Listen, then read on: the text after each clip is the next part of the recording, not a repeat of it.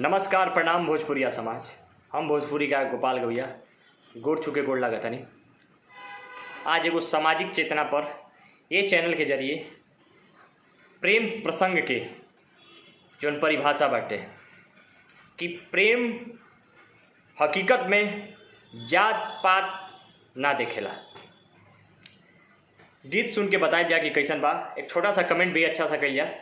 हर हर महादेव। कि प्रेम चिन्हेला ना आदमी कवन जात ह, कि प्रेम चिन्हेला ना आदमी कवन जात ह।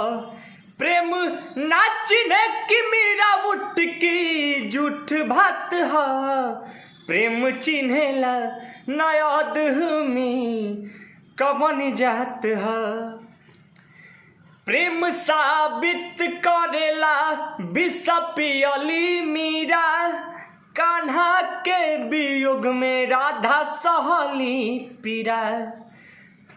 प्रेम साबित करेला विष पियली मीरा, कान्हा के वियोग में राधा सहली पीरा। प्रेम अमृत के दुनिया में बरसात ह। प्रेम अमृत के दुनिया में बरसात ह। प्रेम नाचने की मेरा उठ की झूठ भात ह।